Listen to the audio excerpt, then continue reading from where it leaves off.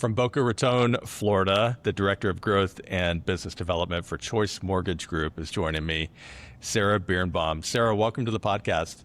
Thank you so much for having me. Great to have you. I'm so glad we connected one podcaster to another. I can't wait to pick your brain a little bit about your experience with with your own platform over recent years. Thank you. Great to have you on, Sarah. For listeners, can you share just a quick overview of Choice Mortgage Group and the kind of work that you and the team do for your clients? Sure. So Choice Mortgage Group is a direct lender here. We are headquartered out of Boca Raton, Florida. We have an office out in New Mexico and another office in Maine. We're licensed in 23 states and have loan officers and ops kind of scattered throughout the country. My CEO and COO sit here in this office. Everything is done in-house, so underwriting, closing, processing. And it's allowed us to really kind of grow the company and what we do. High emphasis on the experience for our referral partners, clients, and also our team, because if your team is happy, they tend to do really great work for you. My role is Director of Growth and Business Development. So essentially what I do and what I'm in charge of is I go out and create relationships with referral partners. I bring in brokerages that we've partnered with, real estate agents, divorce attorneys, financial planners, people that really would be connected to buyers or people that are looking to invest, and really bring those relationships in. And my job is to maintain those relationships, as well as we are in growth mode. So pairing up with smaller mortgage companies that maybe have let go of the ops and systems that they once had, and because the market has shifted a little bit, and looking to partner with a company that does have all of those things in place. So we've been onboarding those mortgage companies that have kind of come in. They run as their own branch, but under the Choice Mortgage Group umbrella. And so I've really been instrumental in bringing those loan officers on, getting them acclimated, and really kind of being the quarterback of that process and the stickiness of keeping them here, making sure that they're happy, making sure that the merge and the partnership is what they expected, and really how to be successful with us moving forward. Networking is such a huge part of what I do week in and week out, both here locally and as well as connecting with referral partners nationally. And I know it sounds like Choice Mortgage Group and your office, you place a heavy emphasis on the value of establishing great referral relationships, having partners in other industries, and really nurturing those relationships. Are you guys licensed in North Carolina? We are. Excellent. That's good to know. All right. Yeah, we are. North and South Carolina. Very good. Yep.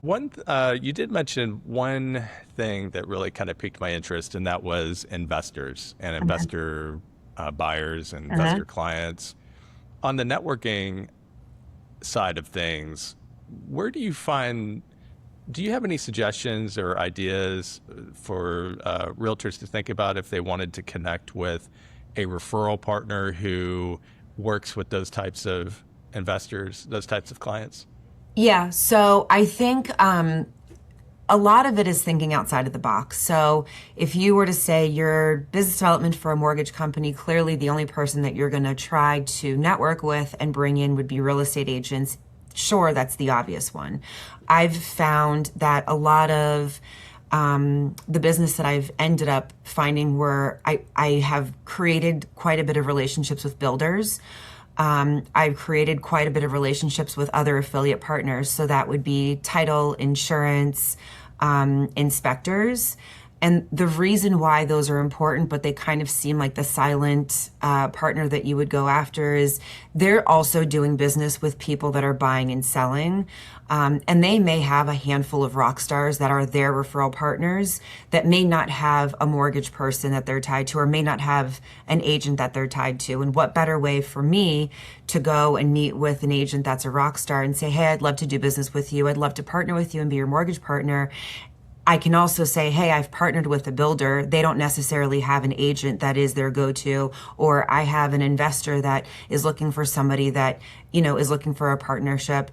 And so I found that going outside of the box and not just targeting the obvious, and of course, agents are, my bread and butter, but going outside of the box and kind of having conversations with other people that may be working in the same space as I am, seeing who is really doing the moving and the shaking in their world, seeing if there's an introduction there, and then how we can kind of grow and expand together based off that. I think my favorite part of this entire position is being a resource for people and being able to connect people, instead of just always saying, do you have any buyers for me? Because everybody's looking for buyers, right? And that's the token. But being able to say, hey, I was thinking about you. I saw that you're in this market. Would this be of interest to you? Can I connect you with this person? This may be beneficial to your business. People remember that, and they're going to want to work with you or surround themselves with, people that can do that for them. And I feel like that's part of the benefit of what I do. I'm not in the loans. I'm more so connecting the people, building the relationships, and maintaining that. I might have to cut that and make it a reel. That was awesome. Thank you so much for sharing that. I really You're appreciate welcome. that. What really resonated with me was how you approach your outreach from a mindset of what can I bring to the relationship? How can I offer value? And I would imagine that when I just love that. I think that foundationally, that's the way that it should be done. And Mhm. I see that I think a lot of professionals miss that point. That Yeah, I would they agree. misunderstand that. I think they So just think it's very one track, right? So here's what I need at the end of the day. This is what's going to get me through. If they can't provide this for me, there's really no use for that. And I think that that's a huge missed opportunity. And I've always kind of been told and taught, you go in with, how can I help you? What is it that you need? How are you struggling, or what are your pain points? Let's talk about that and see if I can assist, see if I can be a resource for you or anything else. And then typically what ends up happening is you build together. You build a relationship, you build trust. Your relationship is more than just give me, give me. It's, you learn about that person. And I think that's when you really connect.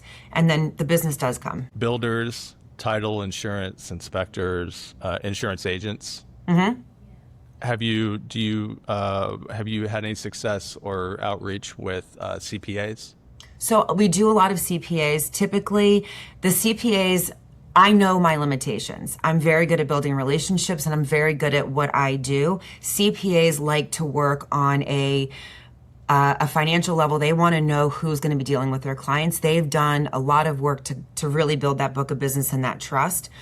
I'm very good at going out, meeting the CPAs, kind of having that warm up conversation as to what they're looking for in a referral partner for, lending. And then I turn it over to, so either I have a couple loan officers that work really well with CPAs. They speak the same language. And I think they're able to build that trust. So I become a buffer in that sense. And I kind of turn them over. I think that building the rapport with the person that is going to be handling their client directly is very important for them. And so, we kind of attack it from a three-person. I go in and I create the relationship, bring them in, and then let the CPAs really build that relationship with the loan officer that they're going to be referring to. That makes a lot of sense too. I ask because I've recently identified CPAs as an industry that I should probably connect a little bit more with and get to know, maybe hopefully, develop some relationships there. And the reason that's top of mind is more and more we're seeing investors here in the Lake Norman area of North Carolina, second homes, short-term rentals, and long-term rentals. But also, I work quite a bit. Starting about 6 months ago, started working quite a bit in the high country of North Carolina, Banner Elk area, and my brokerage has an office there, and that's almost 100%, either second homes or investment properties, short-term rentals, that sort of thing. So Yeah. anyway, it's yeah. So that selfishly, I had to ask if you had reached out or if CPAs were on your radar as well. So that's good to know. Also, I appreciate you being so forthcoming with these tips. So I think a lot of folks would. I don't mean to have you share all your secrets, but I think a lot of folks would keep that kind of close to the chest. But It's I all appreciate good. you being open. I think that I'm always happy to share, always happy to give experience. And if I can help anybody, I think that building relationships, networking, connecting, all of that is, it takes time. You got to keep going. It's not going to just turn business over day one. So if you are persistent and you have kind of just the determination to really make it successful, it can work. So sharing secrets is twofold, right? So the people that are going to go out and actually do the work and be able to continue with it and stay focused on it and continue and be consistent with it, they should know how to make it work. Everybody can listen to the secrets, but it doesn't mean that they're going to go out and actually do what it takes and having the staying power. So happy to share. And if it helps anybody, more power to them, because I think that, if you're out there and you're doing the work, you should be rewarded with some tips and tricks. Sure. Yeah, absolutely. It reminds me of a couple of the experts that I follow fairly frequently, mostly on YouTube, right? Who the phrase "give away the information, sell the implementation," Yeah. it comes up over and over again. And I even produced, I ran an ad here locally in my market for my real estate business where it was a blog post that I wrote for my website called "How to Sell Your House Without a Real Estate Agent," and basically for sale by owner, like Right. all the things you need to know and steps you need to do. And some of my colleagues were like, they kind of raised some eyebrows, and I was approaching it from like, look, the for sale by owner people aren't going to be my clients anyway. Right. So, I really wanted to just be able to share some of my expertise Yeah. and some knowledge, and let the DIY folks do it themselves. And And I think highlight how much work goes into it. It's not yeah, just walking in, putting a sign up, and then hoping for the perfect buyer to come by and be that perfect fit. There's a lot of work that goes into it. There's a lot of time that goes into it, effort. hmm And if they're willing to do all of that, fantastic. But for the most part, it's something that most won't sign up for or are capable of or have the time or the bandwidth for. And so they say leave it to the person that can, the experts that can do it. So I completely agree. What would you say are Choice Mortgage's kind of areas of real expertise, or what sets Choice Mortgage Group apart from some of the competitors? So we're a very, very system based lending company. The CEO and COO both were practicing loan officers for 30 years combined. And so they understand what the process is like from the sales perspective. And they wanted the ops perspective to be very systematic, to where if you have a seasoned loan officer that's been doing this for 25 years doing your loan, or if you had somebody that was 3 years in doing your loan, the process felt the same for the referral partner and for the client. That became very important. We brought everything in-house, so there was a control that we had over it, and that goes along with the system. So, our processing department, our loan partner department, closing, funding, all of that is done in-house, and every single person works directly for us. And we've built a system out to where ops is very organized in what they do and how they function. The loan officer knows exactly what they're responsible for. There's a beginning part, there's a check-in part, and then there's a finishing part, but it really does free them up to go sell, create relationships, be out and build their book of business. And everything is consistent that's done here in-house, and I think that really kind of shines through. The communication is top-notch, and I know everybody says that, but then every agent says that every mortgage company is terrible at communication. I think the one thing that I've really found that was huge with us is before I was in this role, I worked for Marriott, one of the largest companies in the world. And I was sales, and I was very much boots on the ground, and I had accounts that I was in charge of.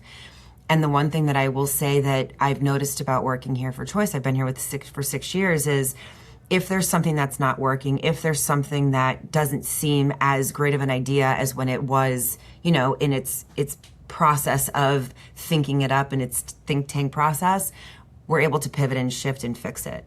And I think that that's super important to the process that we have here and the experience that we have. You know, it might have sounded like a great idea to have this in place, but then when it comes down to really doing it in life and it's a real function, it was clunky. It didn't work so well. The handoff wasn't great. The process wasn't great.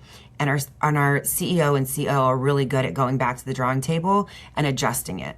And they're constantly doing that. And I think over time, we've really kind of fine-tuned our systems and our processes to where they're pretty seamless. The loan process can be overwhelming for most people. They don't do this every day. They're doing it once, twice. You know, you have investors that are doing it more often, but for the most time, people are doing these a couple times in their lives, and it's different from the last time they did it 15 years ago, you know? And so keeping it as seamless as possible, as easy as possible with the follow-up, making the agent look like a rock star and a hero is probably the biggest thing, because if they do, the client's happy, they're going to send more clients to you. So really kind of focusing on those things and making sure that, again, if you're working with a newbie or you're working with a veteran, the process feels the same, the treatment is the same, and everything kind of is the seamless same process that anybody can expect. And I think that that's where we really shine. I come from a sales and hospitality background as well, especially hospitality early in my career, which sort of evolved into a sales career. And Same. I'm obviously, I have a lot of love for a lot of appreciation for a lot of the skills that I learned on the hospitality side. What about you? Do you think that has really helped shape how not only your sales career, but now your role in business development and director of growth at Choice Mortgage Group? I think that everybody should start in hospitality. And I agree. say that with all of my heart, because in hospitality, it's a grind, it's hard, it's never easy, it's a lot of personalities, whether you're talking about the team that you're working with, the company that you're working within, the clientele that's coming through the front door. It teaches you things that you can't learn in a training manual or a sales conference. And you really kind of build out the way that you carry yourself, manage yourself, the way you act in stressful situations, the way that you can get along with people that are not necessarily the same as you and don't operate the same as you do. And I think it gives you staying power and, you know, sort of a grit about you that you're going to be able to figure it out. You have a strength and you have a determination in you that is from days and weeks and months and years of working within hospitality and having to kind of grind it out a little bit and do the things that not everybody wants to do every day, all day. I think it's helped me work with my team. I think it's made me a better manager and boss at times. I think it's gotten me through sometimes having conversations with, whether it be a referral partner that wasn't having the greatest experience with us, and not being afraid to pick up the phone and face the conversation and understand where their frustrations were coming from, to be able to go back to my team and say, hey, this was not working. They didn't really love the way that we did this. We set the expectation and we didn't follow through. Where did we fall short? And I think a lot of people may hide behind that, sending a text, oh, I'm really sorry that you're not having the greatest process. Hopefully next time is better. Well, that doesn't help in the moment. Where can we fix this? And I think having those difficult conversations sometimes comes from having that hospitality background, because you had to, there was no choice, and you became comfortable with being able to do that. And the more comfortable you are with that, the easier you can face it head on. And then I think that's what makes you a better partner. For me to say, I'm sorry that this process wasn't what we had set as the expectation, and I'm sorry that you felt this way about it, or your client, here's how I'm going to fix it, here's what we're going to do moving forward. I think that opens the conversation to where everybody can now be honest. But a lot of times my referral partners have walked away saying, I really feel like I have a partnership with this person. I know that they feel accountable for where I bring in the business, and I'm going to give them another shot, and I'm going to send them another buyer because I liked working with them, because we were able to nip things right as they came up, rather than hiding behind, a reason, an excuse, a text message, a whatever that didn't really fix the situation, and being able to kind of be in the moment moment with them. And I honestly feel that a lot of that came from my hospitality background. I was nodding almost incessantly when you said that you thought that everyone should start their career in hospitality. I agree. In some way, shape, or form, some type of hospitality or service role Oh, yeah. yeah, I I went from totally agree. hostess to server to bartender to manager in restaurants to opener. So I was a project opener for a handful of restaurants up in the Northeast, and it's a grind. And then I moved to hotel, and I was sales and corporate groups, and I mean, you are dealing with every kind of personality, and sometimes people that you don't feel like should be in charge or making decisions are, and you have to figure out a way to get along with them. And, as my mom would say, player politics, and it Mm, teaches you a lot for sure. for sure. Speaking of networking, and being of service and sharing information. Tell me a little bit about the podcast. That's how I originally connected with Choice Mortgage Group. How I became aware of you and the team. I love that. So it was Yeah, working. yeah, absolutely. Yeah, of course I'm biased because I love the this type of media and this sort of platform. So I have my own reasons for. And I've been pretty open about. I write a lot about it in my blog posts on the website, and really advocate for this sort of platform for a lot of different industries and professionals. But tell me a little bit about your podcast and what was the motivation behind that? Sure.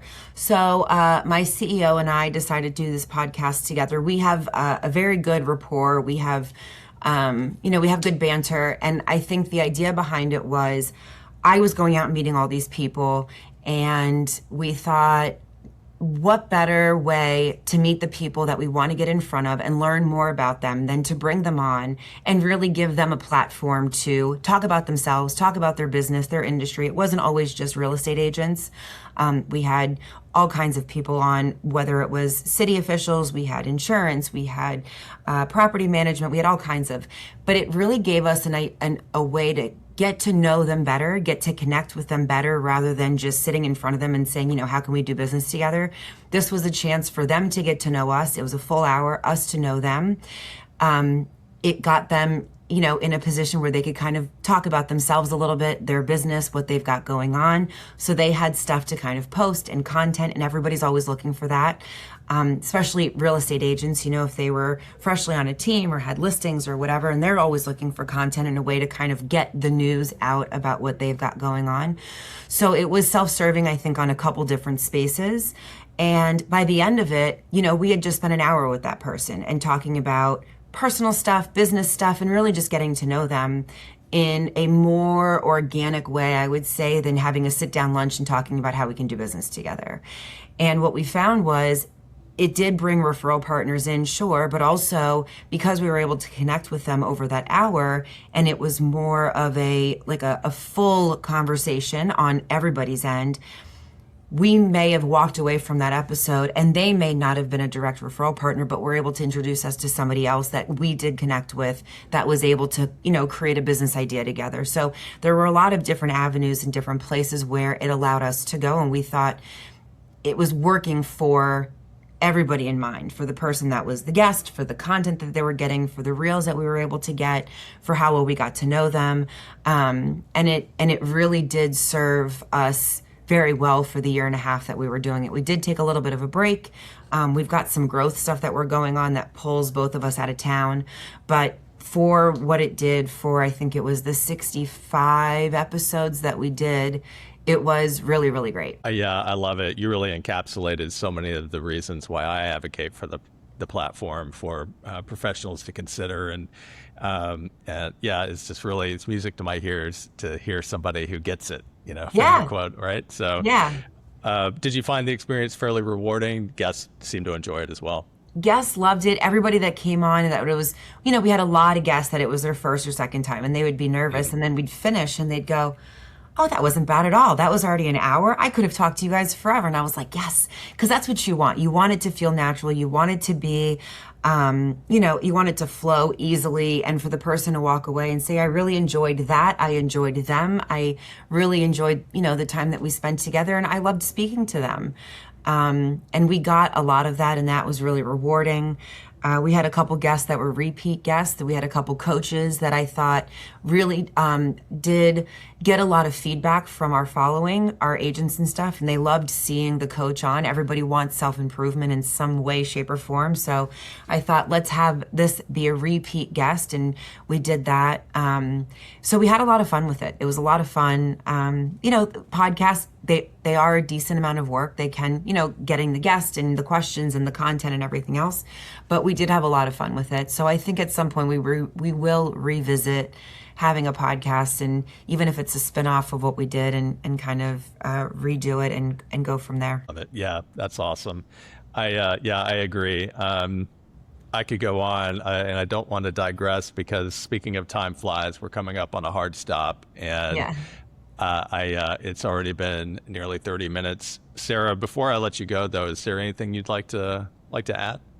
No, I really, really am an advocate for meeting people, connecting with people, and seeing how we can help each other, and not just the direct, straightforward, send me a buyer and I will close a loan. But, we're licensed in a lot of states. I have a lot of resources in a lot of places. And I think at its, just at a very basic level, I enjoy connecting and helping people. And I think that kind of shines through in the growth that I do for Choice Mortgage as a company, and then also for the business development that I do. So I'm happy to be here. I loved speaking with you and connecting with you. And, if this makes its way out to anybody and they ever want to connect, please don't be shy.